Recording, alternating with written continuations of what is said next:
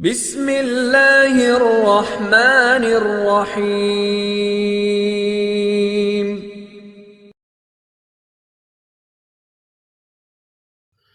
السلام علیکم، میرا نام ہے محمد یاسر رفیق اور آپ دیکھ رہے ہیں اسلام از پرفیکٹ لائف۔ اجمیر میں ایک مندر تھا جو اجمیر کا سب سے بڑا مندر تھا اور صرف راجاؤں اور رانیوں کی عبادت کے لیے مخصوص تھا۔ مندر کے ساتھ ہی ایک تالاب تھا جس کا نام انا ساگر تھا۔ ہندو اس تالاب کے پانی کو انتہائی متبرک خیال کرتے تھے۔ ان کا عقیدہ تھا کہ جو اس تالاب میں غسل کر لے اس کے سب گناہ جڑ جاتے ہیں۔ کہتے ہیں اس مندر میں رات کو اتنے چراغ جلتے تھے کہ رات 3.5 من تیل ان چراغوں میں استعمال ہوتا تھا۔ ارد گرد کے کئی دیہات مندر کے نام تھے، یعنی ان دیہات کی آمدن مندر پر خرچ ہوتی تھی۔ مندر میں ہزاروں ملازمین تھے جن کا کام آنے والوں کی رہنمائی کرنا تھا کہ کون سا خدا بیٹے عطا کرنے والا ہے، کون سا دیوتا صحت اور تندرستی کا مالک ہے، اور کس مورتی کی پوجا سے دولت مہربان ہوتی ہے۔ خواجہ غریب نواز رحمۃ اللہ علیہ اس مندر میں تشریف لے گئے اور انا ساگر سے کچھ فاصلے پر چٹائی بچھا کر اپنے مریدوں کے ہمراہ بیٹھ گئے۔ عصر کا وقت تقریباً ہوا ہی چاہتا تھا، لہٰذا آپ رحمۃ اللہ علیہ نے حضرت قطب الدین رحمۃ اللہ علیہ سے اذان دینے کا کہا۔ کفر اور شرک کے گڑھ اجمیر میں اللہ کی وحدانیت اور حضرت محمد مصطفیٰ صلی اللہ تعالیٰ علیہ وآلہ وسلم کی رسالت کا یہ پہلا اعلان تھا۔ وہ لوگ اسلام سے مکمل طور پر لا علم تھے، چنانچہ اذان کی آواز سن کر وہ حیران ہوئے اور اپنے گھروں سے نکل آئے۔ سب مسافروں نے انا ساگر کے پانی سے وضو کیا اور نماز پڑھنا شروع کیا۔ سب ہندو حیران رہ گئے کہ سب بھگوان تو اندر ہیں تو یہ لوگ صحن میں کس بھگوان کو سجدہ کر رہے ہیں۔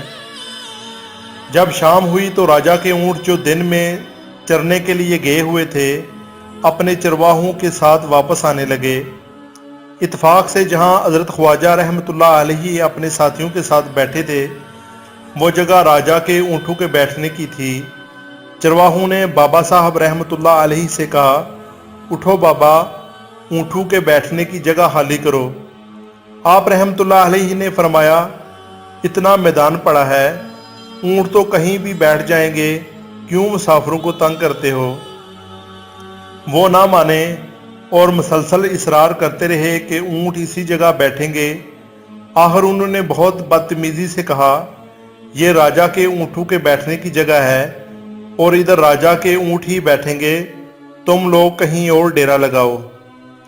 آخر آپ رحمۃ اللہ علیہ نے اٹھتے ہوئے حضرت قطب سے فرمایا، اٹھو قطب الدین، یہ کہہ رہے ہیں کہ یہ اونٹوں کے بیٹھنے کی جگہ ہے تو چلو اونٹ ہی بیٹھے رہیں۔ یہ کہہ کر آپ رحمۃ اللہ علیہ اپنے ساتھیوں سمیت وہاں سے اٹھ گئے۔ اگلی صبح جب اونٹوں کو چرائی کے لیے لے جانے کا وقت آیا اور چرواہوں نے اونٹوں کو اٹھانا چاہا تو انہیں پتہ چلا کہ اونٹ اٹھنے کے قابل نہیں ہیں۔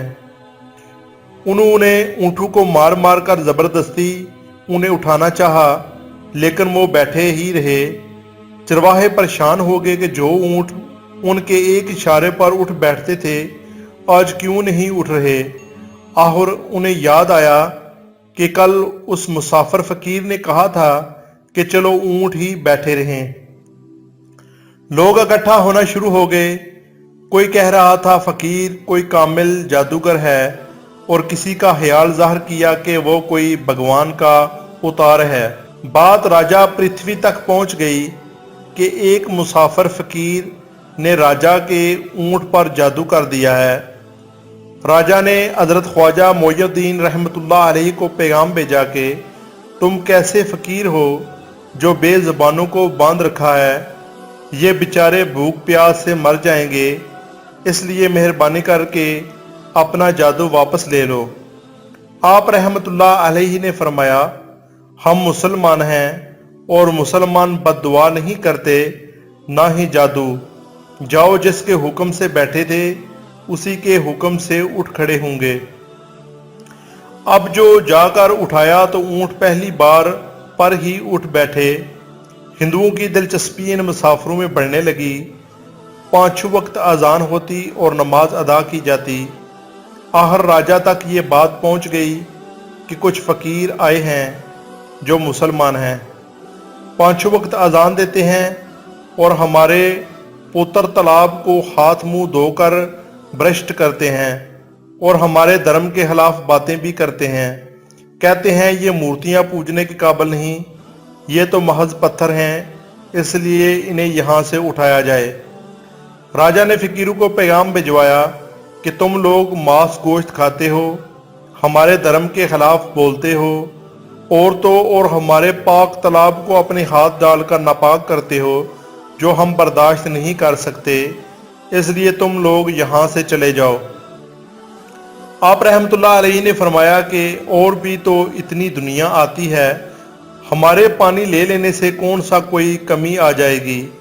लेकिन वो कहने लगे कि वो सब हमारे अपने धर्म के लोग हैं और तुम दूसरे धर्म के हो। आइंदा तुम लोगों ने तालाब को नापाक किया तो हम सख्ती से पेश आएंगे। आप रहमतुल्लाह अलैहि ने हज़रत कुतुबुद्दीन बख्तियार रहमतुल्लाह अलैहि से फरमाया, कुतुबुद्दीन, शायद ये लोग आइंदा हमारे पानी लेने पर कोई फसाद बर्पा करें। जाओ एक मशकीज़ा पानी ले आओ ताकि ज़रूरत के वक्त कुछ पानी तो मौजूद हो। लिहाजा हज़रत कुतुबुद्दीन रहमतुल्लाह अलैहि ने उनसे फरमाया, चलो हम मशकीज़ा भर लेते हैं। वो इस शर्त पर मान गए कि तुम्हारा जिस्म पानी से न छुए। हज़रत कुतुब रहमतुल्लाह अलैहि तालाब की सीढ़ियों पर जा बैठे और मशकीज़ा पानी में डुबो दिया। जब वो भर गया तो हज़रत कुतुब रहमतुल्लाह अलैहि ने वो मशकीज़ा ऊपर खींच लिया। जो ही मशकीज़ा पानी से बाहर आया, अना सागर का पानी खुश्क हो गया, गोया सारा अना सागर मशकीज़े में बंद हो गया हो। अना सागर का खुश्क होना था कि पूरे अजमेर में कहराम मच गया।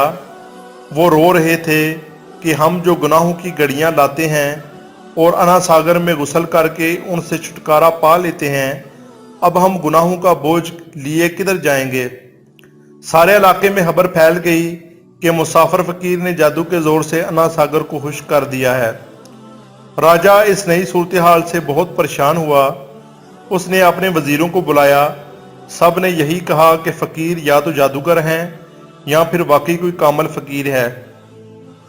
साथ ही वो परेशान हुए कि अजमेर की रौनक तो थी ही अना सागर के दम से। इसी की वजह से लोग दूर दूर से अजमेर आते थे और अपना ईमान ताज़ा करके लौटते थे। अना सागर के खुश्क हो जाने से हिंदू धर्म की तबलीग को दचका लगेगा और यही तशवीशनाक बात थी। आहर तय पाया कि फ़कीर से मुज़ाकरात किए जाएं। आहर वो चाहता क्या है, अगर उसके मुतालबात मकबूल हों तो तस्लीम कर लिए जाएं, या फिर सब मर्द, औरतें और बच्चे जाकर फ़कीर की मिन्नत समाजत करें कि लोगों को परेशानी से निजात दिलाओ और हम पर करम करो। हम पाप बोझ उठाए किधर जाएं और कैसे सुकून पाएं। यह तजवीज़ ज़्यादा आसान थी।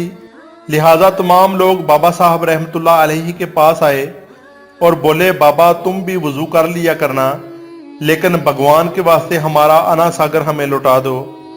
आप रहमतुल्लाह अलैहि ने हज़रत कुतुब रहमतुल्लाह अलैहि से फरमाया, जाओ कुतुब मशकीज़ा वापस तालाब में डाल आओ।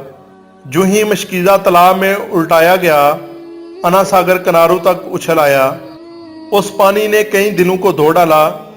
हिंदू कौम की अपनी तारीखी किताबों में भी हिंदू मौरख इस बात को तस्लीम करते हैं कि इस शाम 32,000 हिंदू कलमा पढ़कर मुसलमान हो गए। इन हिंदुओं के मुसलमान हो जाने से हिंदू पंडितों और आम हिंदुओं में भी गम और गुस्सा का तूफान उठ खड़ा हुआ। वो सोच में पड़ गए कि फ़कीर अगर कुछ दिन मज़ीद इधर रह गया तो देवी देवताओं का नाम तो लेने वाला भी कोई ना रहेगा। लिहाजा लोगों ने राजा को मजबूर किया कि जल्द कुछ किया जाए। राजा ने मंदिर के बड़े पंडित रामदेव को बुलाया और उसे बाबा साहब रहमतुल्लाह अलैहि से मुनाजरा रखकर जल्द अज जल्द उन्हें शिकस्त देने और अजमेर से बाहर निकाल देने का हुक्म दिया। रामदेव अपने वक़्त का माना हुआ पंडित था। جس کی علمی قابلیت کی دور دور تک دھوم مچی ہوئی تھی، اس نے راجا کو یقین دلایا کہ جلد ہی راجا کوئی اچھی خبر سنے گا۔ رام دیو بابا صاحب رحمۃ اللہ علیہ کے پاس آیا اور الٹے سیدھے سوالات کرنا شروع کیا۔ بابا صاحب رحمۃ اللہ علیہ نے خاموشی اختیار کیے رکھی۔ جب رام دیو نے حد سے بڑھ کر شور مچانا شروع کیا تو بابا صاحب رحمۃ اللہ علیہ نے اس کی طرف آنکھ اٹھائی اور مسکرا کر فرمایا، رام دیو، تو شور مچا رہا ہے اور میں تیرے ماتھے پر ایمان کا نور چمکتا دیکھ رہا ہوں۔ اس نگاہ اور لہجے میں جانے کیا جادو تھا کہ رام دیو قدموں پر گرا اور روتے ہوئے بولا، بابا، جس دھرم کے تم ہو اسی دھرم میں مجھے بھی شامل کر لو۔ سب لوگ جو مناظرہ دیکھنے آئے تھے اس کایا پلٹ پر ششدر تھے، اور رام دیو جو بابا کو شکست دینے آیا تھا خود مفتوح ہو چکا تھا۔ بے شک ولی اللہ ہر دور میں انسانیت کی رہنمائی کے لیے، اللہ کی ایک قرب اور پہچان کروانے کے لیے اللہ رب العزت کے ایک خاص انعام کی صورت میں موجود ہوتے ہیں، اور ہر ولی اللہ دوسرے ولی اللہ کو جانتا ہے۔ اللہ سبحانہ تعالی ہم سب کو سیکھنے اور نیک عمل کرنے کی توفیق عطا فرمائے۔ مزید ویڈیوز دیکھنے کے لیے چینل کو سبسکرائب کر دیں اور چینل پر موجود گھنٹی کے بٹن کو پریس کر دیں تاکہ نئے آنے والی ویڈیو آپ تک پہنچ سکے۔ اللہ سبحانہ تعالی ہم سب کا حافظ و نگہبان۔ والسلام۔